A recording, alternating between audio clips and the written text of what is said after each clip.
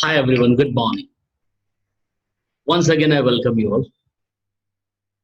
મિત્રો ગઈકાલે આપણે યુનિટ 8 રીડ 2 પૂરું કર્યું, જેમાં આપણે જોયું કે પ્રતિક અને એના પેરેન્ટ્સ એપેક્સ કાઉન્સેલિંગ સેન્ટરમાં જાય છે અને મિસ પૂજા શાહની સાથે એમના દ્વારા પૂછવામાં આવેલા જે ક્વેશ્ચન્સ છે એના આન્સર્સ પ્રતિક ખૂબ જ સારી રીતે આપે છે.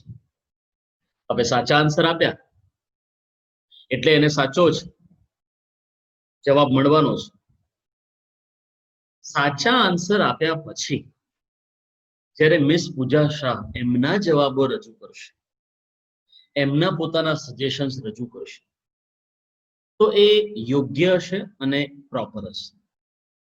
કારણ કે પ્રતિકને જે પૂછવામાં આવેલા પ્રશ્નો છે એના જવાબો સાચા પ્રતિકે આપ્યા છે, સચોટ જવાબ આપ્યા છે, અને એના કારણે મિસ પૂજા શાહ હવે એને ગાઈડન્સ આપશે જે કરિયરના રિલેટેડ એ સાચું અને સચોટ ગાઈડન્સ હશે. તો મિત્રો આવો આ યુનિટ 8 ના છેલ્લા રીડમાં રીડ 3 માં જે કરિયર કાઉન્સિલર મિસ પૂજા શાહની સાથે જે પ્રતિકનું ઇન્ટરવ્યુ થઈ ગયું એના પછીનું જે એક ડિસ્કશન હતું પ્રતિક અને એના પેરેન્ટ્સની સાથેનું, મિસ પૂજા શાહે એક ડિસ્કશન કર્યું પ્રતિક અને એના પેરેન્ટ્સ સાથે. તો આવો જોઈએ અહીંયા કે આ જે પોસ્ટ કાઉન્સેલિંગ ડિસ્કશન એટલે કે કાઉન્સેલિંગ પછીનું જે ડિસ્કશન છે, પોસ્ટ કાઉન્સેલિંગ ડિસ્કશન, એમાં મિસ પૂજા શાહ પ્રતિક દ્વારા આપવામાં આવેલા સાચા અને સચોટ જવાબો ઉપરથી કેવા સચોટ સજેશન્સ આપે છે, અપ્રોપ્રિએટ ગાઈડન્સ આપે છે. આવો જોઈએ. Mister Shah cess Pratik is a student. Pratik is a student of A B group of science stream. અહીંયા આપણને એવું જણાવવામાં આવે છે કે પ્રતિક જે છે એ એબી ગ્રુપનો સાયન્સનો વિદ્યાર્થી છે, એટલે એને મેથ્સ પણ છે અને બાયોલોજી પણ છે. એબી ગ્રુપનો વિદ્યાર્થી. હેન્સ તેથી all the branches of engineering are available to him, અને એના લીધે એન્જિનિયરિંગની બધી જ બ્રાન્ચીસ એના માટે અવેલેબલ છે. He can also choose graduation and post graduation in the basic sciences. Basic sciences નો પણ એ અભ્યાસ કરી શકે છે, એટલે કે ગ્રેજ્યુએશન કરી શકે છે, ત્યારબાદ પોસ્ટ ગ્રેજ્યુએશન કરી શકે છે. 12th પછી આગળ બીએસસી અથવા એમએસસી કરી શકે છે, એટલે કે ગ્રેજ્યુએશન પોસ્ટ ગ્રેજ્યુએશન બેઝિક સાયન્સીસની વાત કરી. If V discuss about engineering, જો આપણે એન્જિનિયરિંગ વિશેનું ડિસ્કશન કરીએ તો he is good at soft skills, so branches like mechanical and electronics are not advisable for him. જો એન્જિનિયરિંગની વાત કરીએ, એન્જિનિયરિંગને ધ્યાનમાં રાખીને આપણે જો ડિસ્કશન કરીએ તો એ સોફ્ટ સ્કિલ્સની અંદર ખૂબ જ માહિર છે, ખૂબ જ સારો છે. એટલે એના માટે મિકેનિકલ અને ઇલેક્ટ્રોનિક એન્જિનિયરિંગ જે છે એ એના માટે એડવાઇઝેબલ નથી. He has scored 80 marks in chemistry. કેમેસ્ટ્રીમાં એના 80 માર્ક્સ આવ્યા છે. And he likes working on computer, અને પ્લસ એને કમ્પ્યુટર પર કામ કરવું ખૂબ જ ગમે છે. મિત્રો આ જે ડિસ્કશન થઈ રહ્યું છે ને એ સેકન્ડ રીડ ના ઉપરથી અહીંયા આગળ ડિસ્કશન થઈ રહ્યું છે, એટલે કે an interview with career counsellor એની ઉપરથી આ જે ડિસ્કશન છે થઈ રહ્યું છે. એટલે એમાં આપણે જોયું હતું કે પ્રતિક જે છે કમ્પ્યુટર પર વધારે સમય કાઢે છે અને એક ઘણું બધું કલેક્શન કરે છે. સ્પેશિયલી કેમેસ્ટ્રીની જે ફંડામેન્ટલ થિયરીઝ છે એની ઉપર એ સર્ચિંગ કરે છે અને એની ઉપર પીપીટી પણ બનાવે છે. આપણે લાસ્ટ ટાઈમ જોયું હતું. અને એના કારણે અહીંયા કહે છે કે 80 માર્ક્સ એના કેમેસ્ટ્રીમાં આવ્યા છે ને એને કમ્પ્યુટર પર કામ કરવાનું ગમે છે. So chemical engineering or software engineering can be better option. કેમેસ્ટ્રીમાં એના 80 માર્ક્સ આવ્યા છે, એટલે એ આપણે વાત કરીએ તો કેમિકલ એન્જિનિયરિંગ એ કરી શકે, અને પ્લસ એને કમ્પ્યુટરની અંદર પણ ખૂબ જ સારો એવો રસ છે અને એના કારણે સોફ્ટવેર એન્જિનિયરિંગ પણ કરી શકે. એટલે આપણી પાસે બે ઓપ્શન છે. But let me remind you that he does not like the factory environment. પણ લાવો હું તમને રિમાઇન્ડ કરી દઉં કે એને આપણને કહ્યું હતું ઇન્ટરવ્યુ દરમિયાન કે મને ઇન્ડસ્ટ્રીયલ એન્વાયરમેન્ટ ગમતું નથી, મને ફેક્ટરીનું એન્વાયરમેન્ટ ગમતું નથી, એટલે એનો અર્થ એ થયો કે કેમિકલ એન્જિનિયરિંગ એ એના માટે સુટેબલ નથી. So software seems to be a better option, અને એના કારણે એક ઓપ્શન પર અહીંયા આગળ ડિસિઝન લેવામાં આવે છે, and that is software engineering. So software seems to be a better option. એટલે કે મિકેનિકલ એન્જિનિયરિંગ નીકળી ગયું, ઇલેક્ટ્રોનિક્સ એન્જિનિયરિંગ નીકળી ગયું, કેમિકલ એન્જિનિયરિંગ નીકળી ગયું, હવે સોફ્ટવેર એન્જિનિયરિંગ એ એક બેટર ઓપ્શન એના માટે છે. સો મિસ્ટર મહેતા અહીં આગળ કહે છે, but will he get admission in those branches with such percentage? અમુક પર્સન્ટેજ ની સાથે શું એને આ બધા ફિલ્ડમાં એને જોબ મળશે, આ બધી બ્રાન્ચીસમાં જોબ મળી શકશે, સોરી આ બધી બ્રાન્ચીસમાં એડમિશન મળી શકશે? ત્યારે મિસ શાહ અહીંયા કહે છે, ડોન્ટ બી સો ઇમ્પેશન્ટ. અધીરા ના બનશો મિસ્ટર શાહ. અહીંયા એવું કહે છે, અધીરા ના બનશો મિસ્ટર મહેતા. પ્રતિકના ફાધરને મિસ શાહ અહીંયા કહે છે કે તમે ઇમ્પેશન્ટ ના બનશો, don't be impatient. Your assumption might be right. તમે જે આ ધારો છો એ કદાચ સાચું હશે, but we have to consider two more things before we go for the final decision. આપણે ફાઇનલ ડિસિઝન લઈએ એની પહેલા આપણે બે બાબતોને કન્સિડર હજુ પણ કરવાની છે, અને એ કઈ છે તો લખ્યું છે, let me reveal his results of the interest inventory and the IQ test that we took. તો અહીંયા આગળ એપેક્સ કાઉન્સેલિંગ સેન્ટરમાં આવે એ પહેલા અને અઠવાડિયામાં બે ટેસ્ટ થઈ ગયા હતા પ્રતિકના, જે અહીંયા આગળ આપણને કશું એના વિશે જણાવ્યું નથી, પણ આપણને ખાલી એટલું જણાવ્યું હતું સેકન્ડ રીડમાં કે એપેક્સ કાઉન્સેલિંગ સેન્ટરમાં આવ્યા પહેલા ના અઠવાડિયામાં કરિયર ઇન્ટરેસ્ટ ઇન્વેન્ટરી ટેસ્ટ અને આઈક્યુ ટેસ્ટ બે ટેસ્ટ થઈ ગયા હતા. હવે એનું જે પરિણામ છે એ મિસ શાહની પાસે છે. હવે મિસ્ટર મહેતા અહીંયા અધીરા થઈ ગયા છે કે આપણને આ બધી બ્રાન્ચીસમાં એડમિશન મળશે કે નહીં મળે, અને એના કારણે અહીંયા અમિત શાહ કહે છે કે હમણાં ઉતાવળ ના કરશો મિસ્ટર મહેતા, હજુ એક બાબતની આપણે ચર્ચા કરવાની છે, ત્યારબાદ આપણે ફાઇનલ ડિસિઝન લઈએ. કારણ કે મારે તમને બતાવવું છે કે ઇન્ટરેસ્ટ ઇન્વેન્ટરી ટેસ્ટ જે લીધો હતો, આઈક્યુ ટેસ્ટ જે લીધો હતો, એમાં એનું શું પરફોર્મન્સ છે, તો એ અહીંયા આગળ રજૂ કરે છે. ત્યારે કહે છે mister Mehta says now what does it સે, એ જે રિઝલ્ટ છે શું છે? મિસ શાહ અહીંયા કહે છે, according to the interest survey we have found that he is good in the field of research in science and technology. એનો જે ઇન્ટરેસ્ટ છે એના ઇન્ટરેસ્ટના સર્વે કર્યા પછી મને ખ્યાલ આવ્યો કે એને research in science and technology આ ફિલ્ડમાં ખૂબ જ સારો એવો રસ એ સારો છે. In addition his IQ is 130, અને એનો આઈક્યુ પણ કેટલો છે? 130 જેટલો એનો આઈક્યુ છે, which is far more than an engineer is required to have. મિત્રો અહીંયા એવું કહેવામાં આવે છે કે એનો આઈક્યુ 130 છે, અને એ જે એની પાસે જે આઈક્યુ છે ને એ તો એન્જિનિયર કરતા પણ ઘણો બધો આઈક્યુ છે. ત્યારે અહીંયા કહે છે actually his IQ matches with the profession of a scientist. એનો જે આઈક્યુ છે 130 જે આઈક્યુ છે એ ટેસ્ટ લીધા પછી એનો જે આઈક્યુ નક્કી કરવામાં આવ્યો, આઈક્યુ સાયન્ટિસ્ટ સાથે મળે છે, એટલે કે વૈજ્ઞાનિકના જે પ્રોફેશન છે ને એ પ્રોફેશન સાથે એનો આઈક્યુ મેચ થાય છે. વોટ ડુ યુ સે પ્રતિક? પ્રતિક તારું શું કેવું છે? પ્રતિક કહે છે you are absolutely right man. Miss Pooja શાહનો આભાર માને છે અને કહે છે I have never realized why I like reading so much about the scientists. Pratik અહીંયા આગળ કબૂલ કરે છે, અને મમ્મી પપ્પા બેઠા છે, મિસ પૂજા શાહ બેઠા છે, બધાની સામે કબૂલ કરે છે કે મેડમ તમે સાચા છો. મને અત્યાર સુધી ખ્યાલ જ નતો આવતો કે શા માટે મને વૈજ્ઞાનિકોના જીવન ચરિત્રો વાંચવાનું ખૂબ જ ગમતું હતું. હવે ખબર પડી કે મને સાયન્ટિસ્ટ મારે બનવું જોઈએ. મને માત્ર ને માત્ર રિસર્ચમાં ને વૈજ્ઞાનિકોના જીવનમાં ખૂબ જ રસ છે. અહીંયા લખ્યું છે I have never realized why I liked reading so much about the scientists and the inventions so much. વૈજ્ઞાનિકોને એમના દ્વારા કરવામાં આવેલી જે શોધ છે એના વિશે મને વાંચવાનું કેમ પસંદ હતું, ખૂબ જ ગમતું હતું, એ હવે મને ખ્યાલ આવ્યો. I always try to find logic behind every principle. કોઈ પણ સિદ્ધાંતની પાછળ રહેલું જે લોજિક છે, કોઈ પણ સિદ્ધાંતની પાછળ રહેલું જે લોજિક છે એને શોધવા માટે હું હંમેશા પ્રયત્ન કરતો.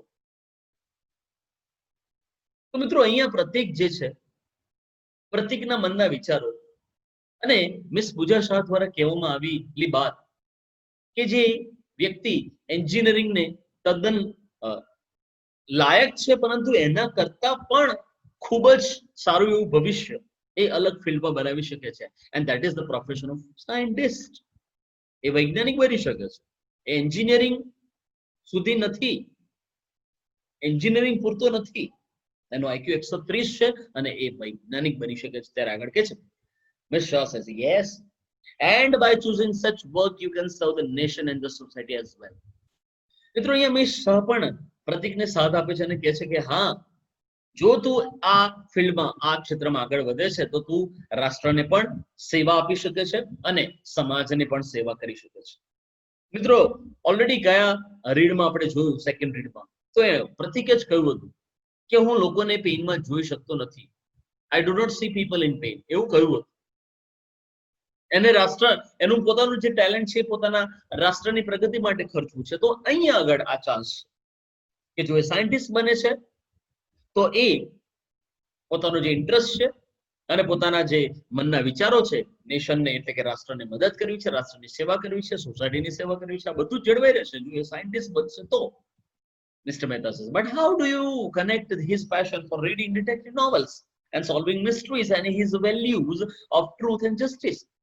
Mr. Mehta અહીંયા આગળ બીજો એક પ્રશ્નને છંછેડે છે અને એ કહે છે કે મિસ પૂજા શાહ, તમે અત્યાર સુધી જે કહ્યું એ તો બધું બરાબર છે, પરંતુ તમે એની જે ડિટેક્ટિવ નોવેલ્સ વાંચવાની જે હેબિટ છે, એને જે મિસ્ટ્રી સોલ્વ કરવાની જે હેબિટ છે, અને એ જે સત્ય અને ન્યાયની જે વેલ્યુ કરે છે, આ બધું જ વૈજ્ઞાનિકના પ્રોફેશનમાં, સાયન્ટિસ્ટના પ્રોફેશનની અંદર તમે કેવી રીતે કનેક્ટ કરી શકો? ત્યારે મિસ પૂજા શાહ કહે છે, why not? He can enjoy all the thrills of solving a mystery by being a forensic scientist. અહીંયા આગળ મિસ પૂજા શાહ ખૂબ જ સરસ અને સચોટ જવાબ આપે છે કે કેમ નહીં, એ બધાનો આનંદ કરી શકે છે, જસ્ટિસનો આનંદ કરી શકે છે, ટ્રુથ એટલે કે સત્ય પર કામ કરી શકે છે, ડિટેક્ટિવ નોવેલ્સ અને સોલ્વિંગ મિસ્ટ્રી છે એ પણ જળવાઈ રહેશે. કેવી રીતે? તો જો એ ફોરેન્સિક સાયન્ટિસ્ટ બને છે, ફોરેન્સિક સાયન્ટિસ્ટ બને છે તો જે મિસ્ટ્રી સોલ્વ કરવાની છે એનું જે થ્રિલ છે એ એનામાં જળવાઈ રહેશે. His reports will be considered valuable.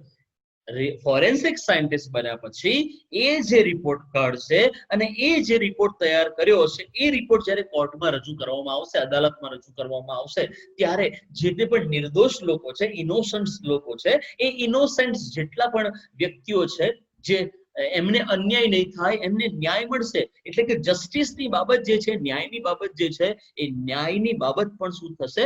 પ્રતિકની જળવાઈ રહેશે by being a forensic scientist. એટલા માટે લખ્યું છે his reports will be considered valuable in the court which will bring justice to the innocents.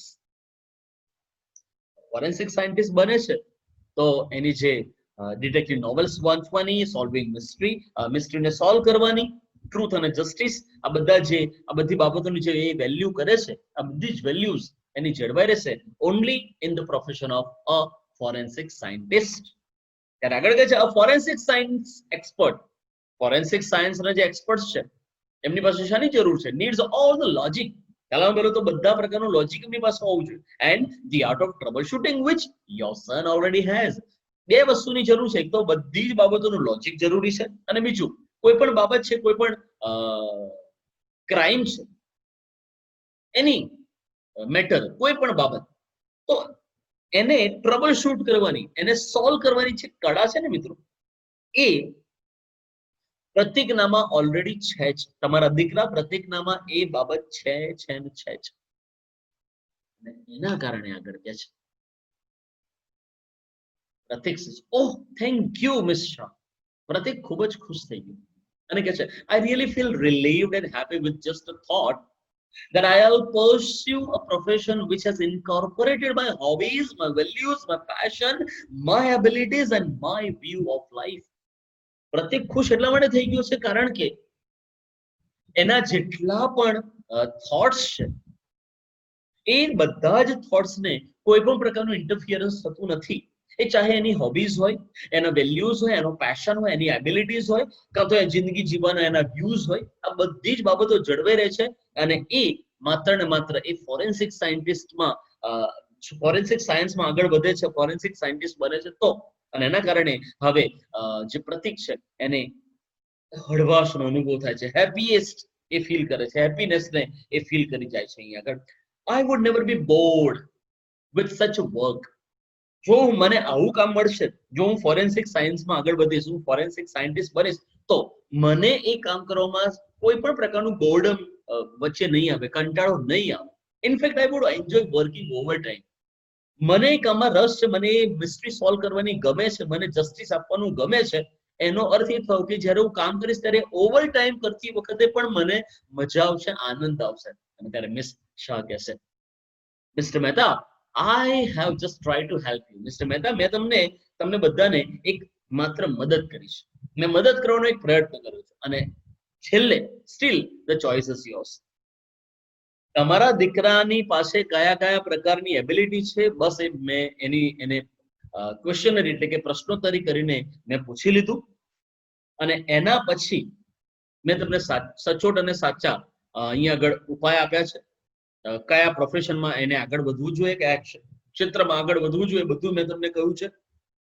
મેં મારી રીતે બનતો એવો બધો જ પ્રયત્ન કરીને તમને મદદ કરી છે, પણ છેલ્લું ડિસિઝન એ તમારા હાથમાં છે. Mister Mehta and family. Mehta છે, એમનો ફેમિલી છે, એમનો પરિવાર છે, અને બધા શું કહે છે, we are grateful to you miss Shah. અમે તમારા ખૂબ ખૂબ આભારી છે miss Shah. You have done a great job. તમે ખૂબ જ ઉમદા કાર્ય કર્યું છે. In fact we were in the dark about my son's potential. In fact અમે તો અમારા જે દીકરો પ્રતીક છે એનામાં કયા કયા ગુણ છે, કયા કયા પ્રકારના કયા પ્રકારની ક્ષમતા છે, કઈ એબિલિટીઝ છે, કઈ કેપેબિલિટીઝ છે, આ બધું જ એ અમે અંધારામાં હતા, અમે નતા જોઈ શકતા, પણ તમારા દ્વારા અમને એ બધી જ બાબતો સમજવા મળી છે. Thank you again, thank you very much again. Pratik says thank you very much madam. Miss Shah says all the best Pratik. So મિત્રો, જોયું ને, 10 અલગ અલગ પ્રશ્નો પોતાની જાતને પૂછવા, ત્યારબાદ એ પ્રશ્નોના આન્સર જ્યારે તમને મળી જાય છે, ત્યારે તમને જે તે પણ વ્યક્તિ યોગ્ય લાગે, પછી કોઈ પણ તમારા મનપસંદ એવા વડીલ હોય, કાં તો તમારા પેરેન્ટ્સ હોય, કાં તો તમારા રિલેટિવ્સ હોય, અધરવાઇઝ તમારા શિક્ષકો હોય, એની સાથે ચર્ચા વિચારણા કરો. અને કયા ક્ષેત્રમાં કરિયર બનાવવાનું છે ને મિત્રો, એ આજે તમે નક્કી કરો. કારણ કે 12th સ્ટાન્ડર્ડ પૂરું થયા પછી તમારે આગળ વધવાનું છે, તમારે ક્ષેત્રમાં આ જીવન એ જ ક્ષેત્રમાં કામ કરવાનું છે.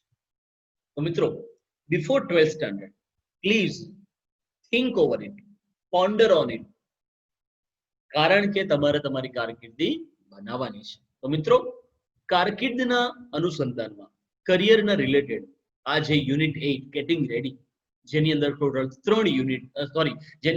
3 રીડ આપણે સમજ્યા, એ અહીંયા સમાપ્ત થાય છે. સંપૂર્ણ અને આખું યુનિટ અહીંયા આગળ પૂરું થયું. જો આખા યુનિટ દરમિયાન તમને કોઈ જગ્યાએ ક્વેરી ક્વેશ્ચન હોય તો 9033624755 પર તમે મને કોલ અથવા મેસેજ કરો.